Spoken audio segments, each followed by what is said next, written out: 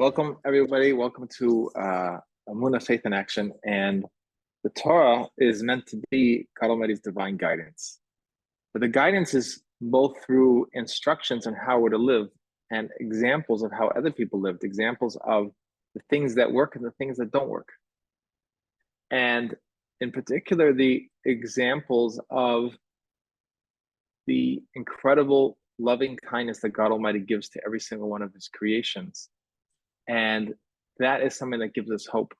We can begin to see the possibility of the incredible hand of God Almighty in our lives and start to recognize it and identify it and see the possibility, be able to see, when I say see, I mean with a capital S-E-E, to attune ourselves, to ground ourselves in the hope, in the expectation of good results that God Almighty innately plants in each one of us. And when we see an example of that, then that uplifts us, because we then can overcome all the lies and all the deception and all the ways in which we try to convince ourselves, or other people try to convince us, as we've talked about in the last few days, how Amalek, its primary tactic as a stepping stone to get to its goal of fighting against God Almighty is to spread despair and demoralization and confusion among us human beings. They're human beings who are committed to the despair, and the rest of us are susceptible to the despair. None of us are committed to it. Thank God we're not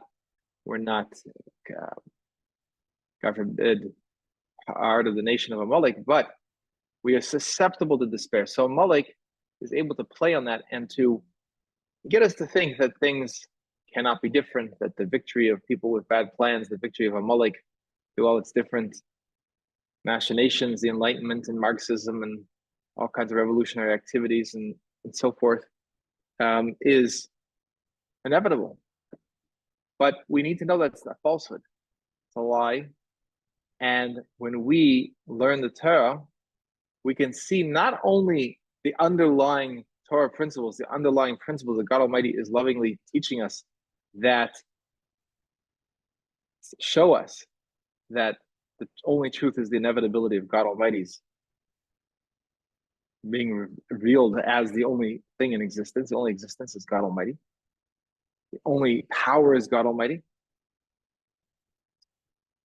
But not only do we get that instruction, but we also get to see up close the recorded experiences of our people where there was an incredibly good outcome that was beyond what could have been planned or calculated.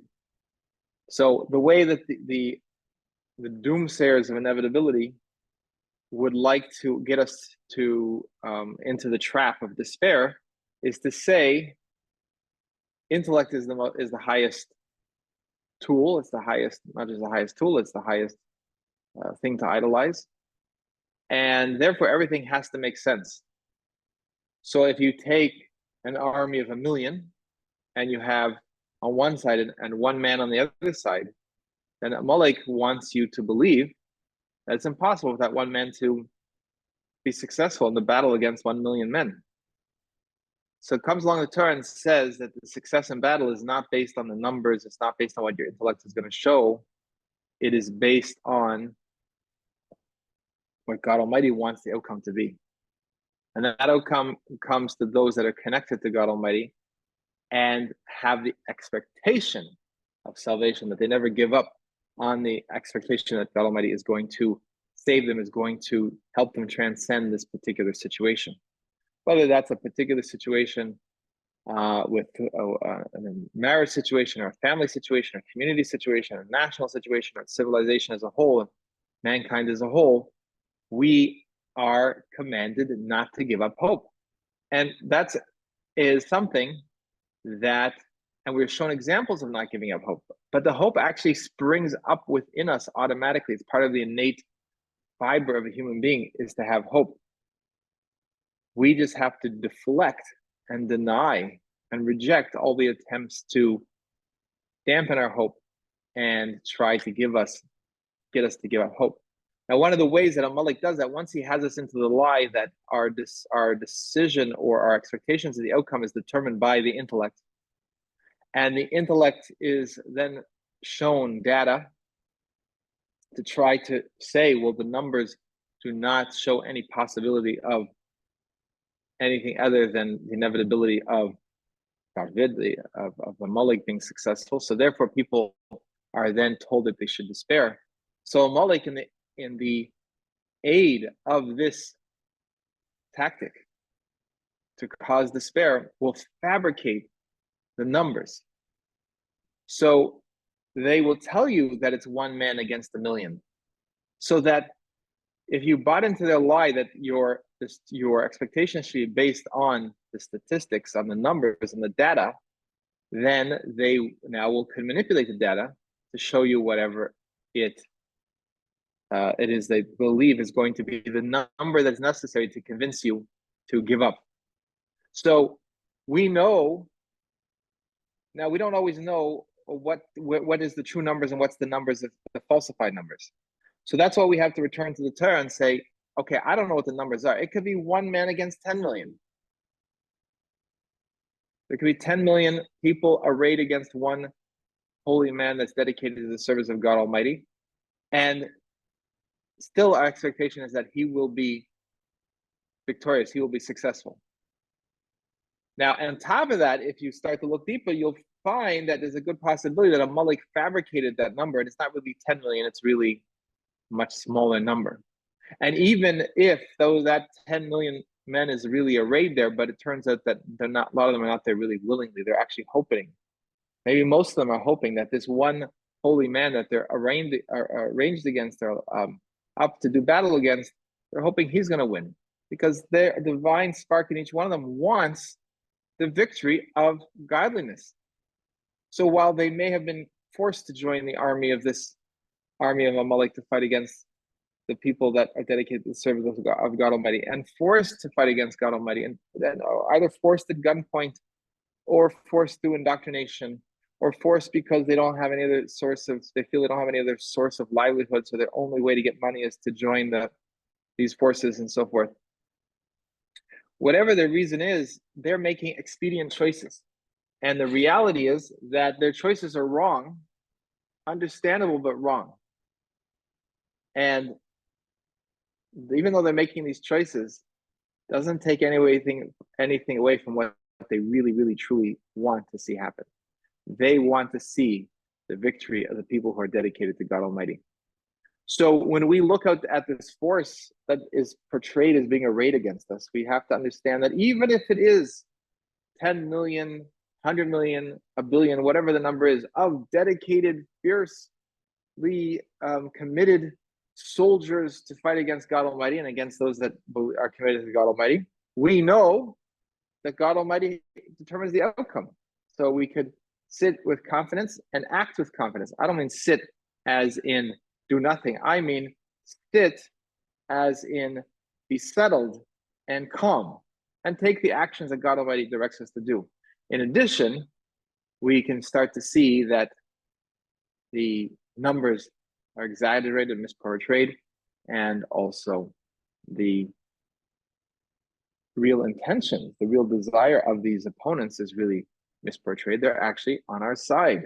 They're rooting for us.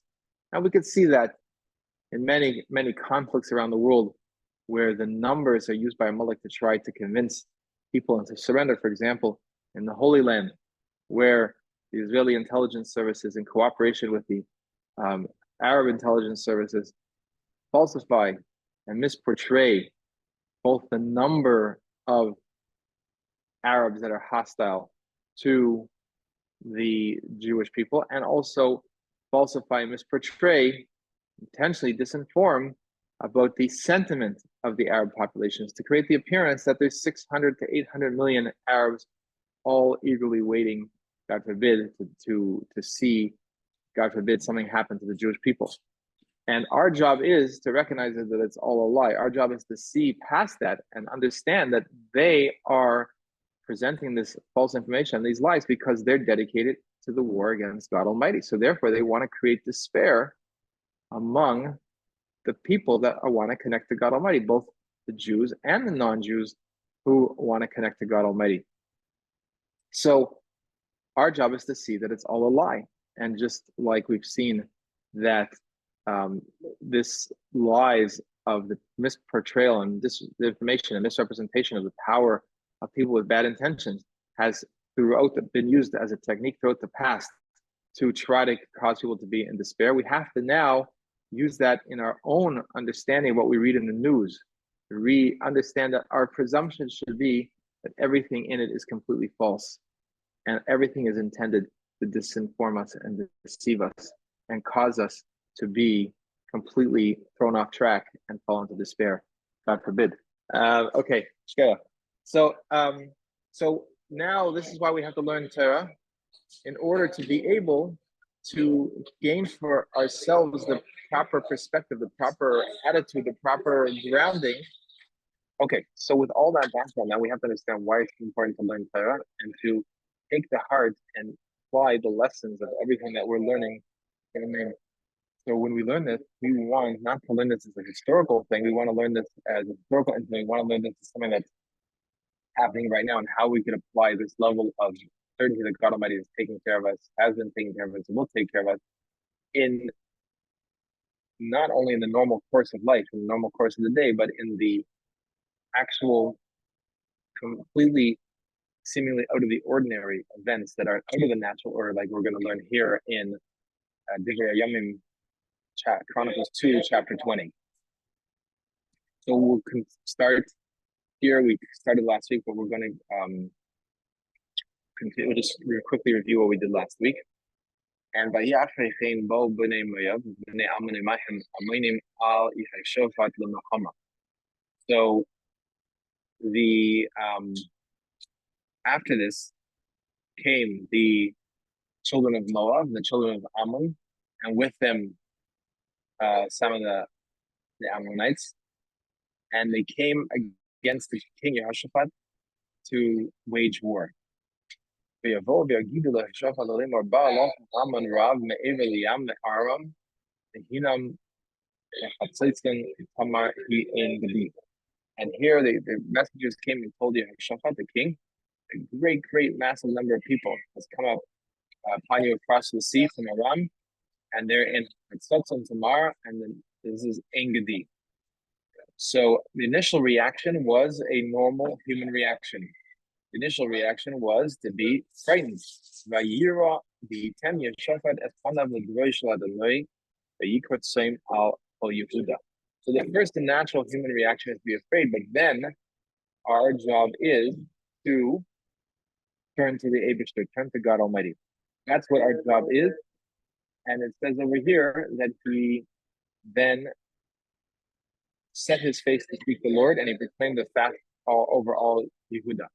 Why is there proclaiming a fast? Because what does a person need to know?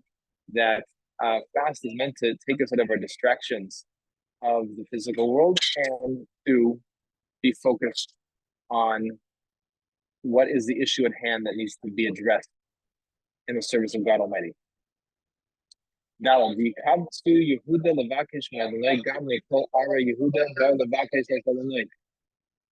all the people of Yehuda gathered to seek help from God Almighty, and also from the cities of Yehuda, they came to seek God Almighty. Hey, the Yehoshaphat, now we're up to verse 5. The Yalmud, the Yehoshaphat, the Kahal Yehuda, V'Yushalayim, Eis, Adonai Lifnei HaChotze HaChadasha. So Yehoshaphat, the king, stood in the assembly of all these Jewish people, and in Yerushalayim, in the base of Mikdash, in the house of God Almighty, before the new court, the new courtyard. Vayomer Adonai Elohei Avosenu Haloi Ata Hu Elohim B'Shamayim Ata Meishu B'Chol Mamlechos Hagoyim V'Yad Chokei Hagvur V'Einim Halei Tziativ. So what did the king say? He said, God Almighty, the God of our fathers, are you not the God of the heavens, and you rule over all the kingships of the nations, and in your hand is the power and the strength, and there's no one that could stand with you, no one has any ability to contest you. Is this not the case? Now to Zion. Halloy ato Elohina harachta es yeshua aretz hazeis v'v'nei amcha Yisrael v'titna la'zera Abraham ayava la'ilam. Have you, is it not you, our God, that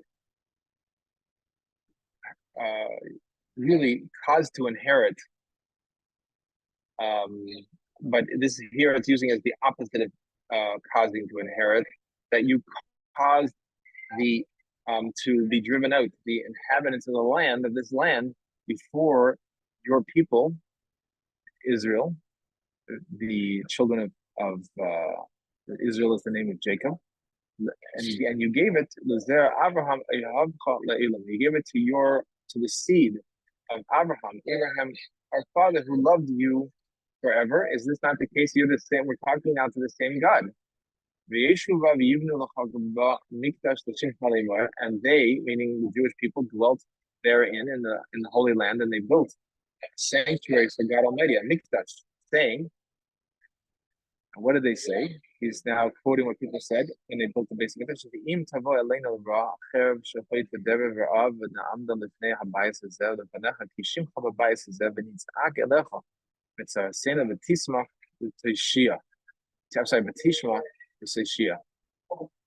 If there should come evil upon the people, then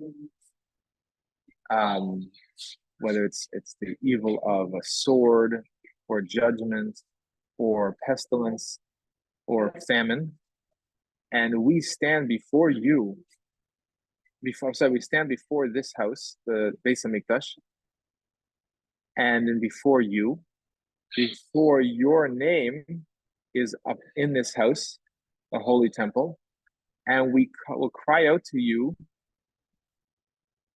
from our distress, and you will hear and you will save. So now this is the background. So number one is we're reaffirming that God Almighty has the power. Okay, so this is a process we have to follow. What's the first thing? We have to remind ourselves. Now, on one hand, you could say they're reminding God Almighty, they're reminding the Eibishter of these things, but really they're reminding ourselves. They're getting their thinking straight. Number one is that who are they praying to? They're praying to the God of the universe, the creator of, who's way beyond the universe, who's created everything. And he created all the nations, and he's the rules over all the kingdoms, including the kingdoms that are to attack. And no one has the ability to stand up against God. So we got that clear in our mind. And this land was given to the children of Israel. So we got it clear that this is not intended to be possessed by anyone else. It was given to the seed of Abraham, who loved you forever. So we have a long-standing relationship. And we built this temple, and we know, and we determined that this temple would be a place for us, a sanctuary for us to come and pray to God Almighty in all our difficulties, that you are going to hear and you are going to save us. So that's what we've established as the preamble for that we are now ready to pray to God Almighty. So we can apply this also to our own prayers. Before we even get to the prayer, we want to first acknowledge God, who are we praying to, that he has the ability to save us, and he's committed to saving us. Yud. Now 10.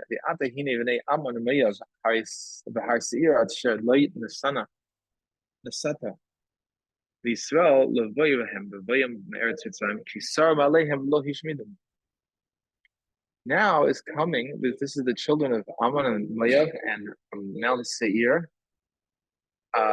These people, and now they're reminding us that these are the people that you, God Almighty, did not permit the Jewish people to go there. You don't permit the Jewish people to make war against them when we came out of Egypt, because we were made to turn away from them. and not go into their land and fight them. Vihine, so that's now showing that we didn't harm them at all. And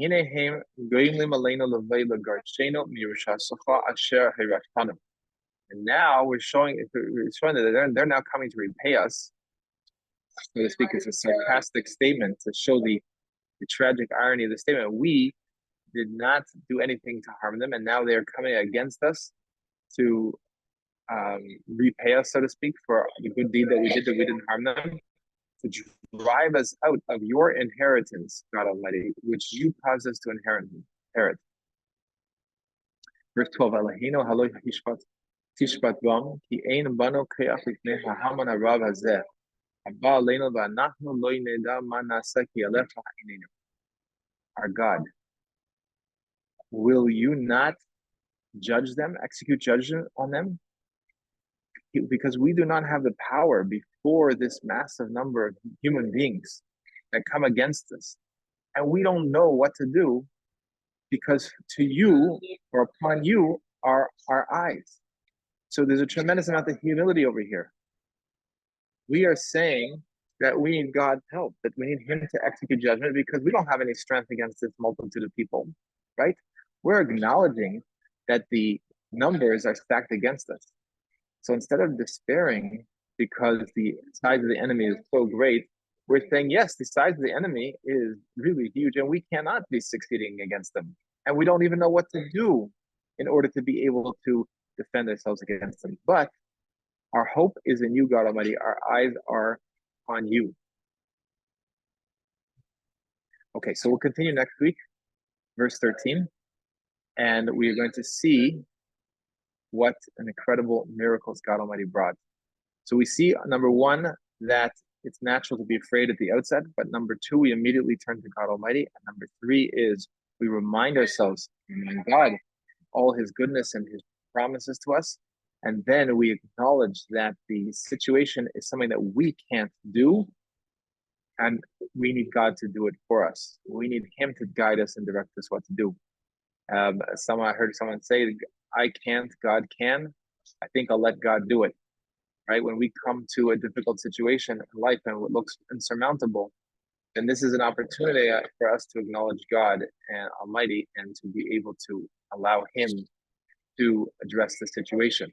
Now, we are ready, willing, and able to do whatever we have to do at his instruction, but we are not doing it based on our own strength. We are not sitting around thinking of all kinds of clever ideas on how to defeat this enemy. We are instead, or deal with this situation, we are instead saying, God, I recognize that I do not have the ability to do this, but you do.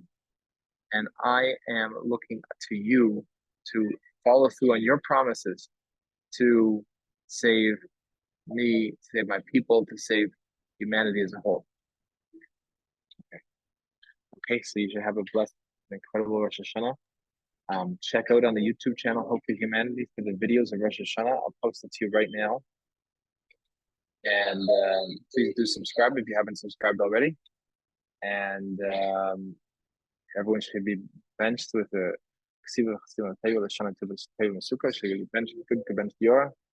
happy and sweet year for everybody. And I'll see you, Dan, on Shabbos at 4 o'clock, and hopefully Sunday at 4 o'clock if you're available. And we look forward to learning with you and celebrating Rosh Hashanah with you. Take care. Be well.